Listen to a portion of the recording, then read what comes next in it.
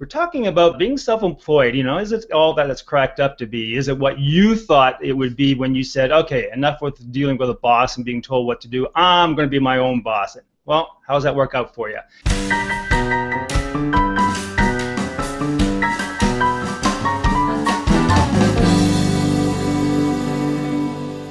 Hi, everybody, and welcome to episode 83 of the Ray Bunch. First question I'm going to throw out there is, what are the advantages of being self-employed, of working for yourself? Freedom. You got to say that right off the bat. You have an enormous amount of freedom, but you have to be able to manage that freedom. If you get too complacency or enjoy it too much, the money doesn't flow. I agree about the freedom on a certain level, but when I had a job, I had weekends and I had vacations. I don't really have those now. Okay, so Jess? I get to choose who helps me solve the problems, and I think that's kind of a really cool thing. One of the things that I like the most about being on my own is that I'm free to explore new technologies. When I was in a corporate environment, nobody wanted to hear about things like Hangouts and Google+.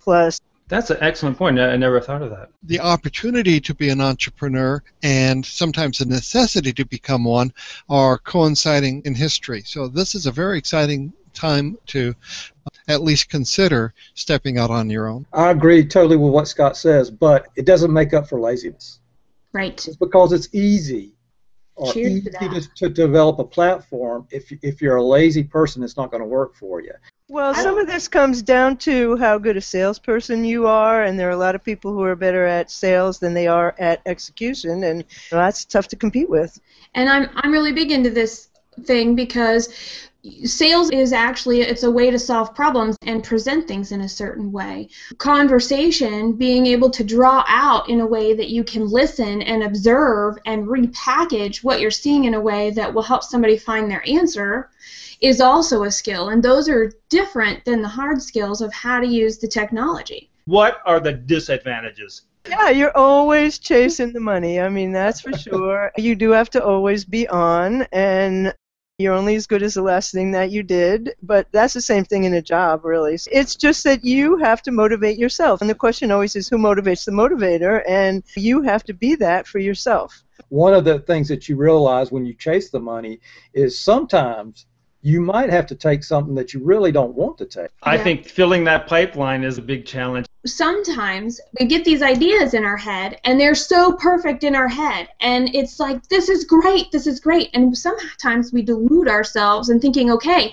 it's ready to go. So not doing things by yourself, reaching out and having conversations, figuring out trusted resources of information and people that will listen and give you good feedback is a really big, important part of solopreneur, entrepreneur, business owner, freelancer, whatever you call yourself, because working in a vacuum is actually slower and harder.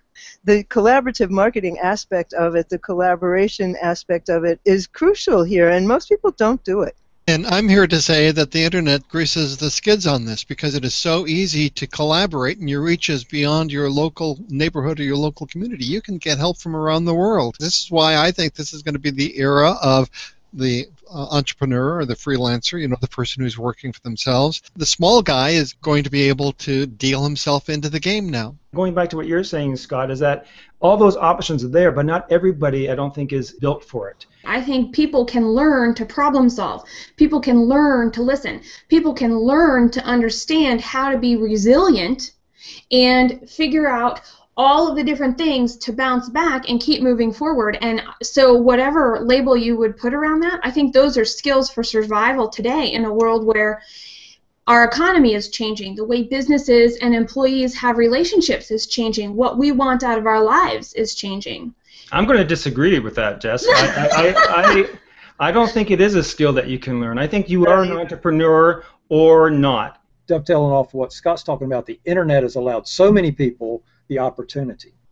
But so many people have taken the wrong opportunity because they don't have that skill set in them. I think part of what each of us does have is the confidence, it's a confidence factor, to live with insecurity and to believe that it will work out, that we have the skill to make it work out. If you don't have that, you can't do this. There are a ton of people that are incredibly creative, that have a great drive and want to serve a greater good, that don't want to take risks, and they're comfortable doing something just in their small community. They don't mind not getting in the communities around them or going online nationally or internationally. And I think those are just as important and just as necessary in the evolution of our communities and in the evolution of business as the people who take the great risks.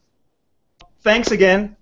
Enjoy your feedback. I love the lunch bunch. I love Tuesdays for this, even though, yes, it's a pile of work to get there, but this makes it all worth it. So I love my friends. I love you guys, and we'll see you next week for episode 84. Take care. Bye-bye.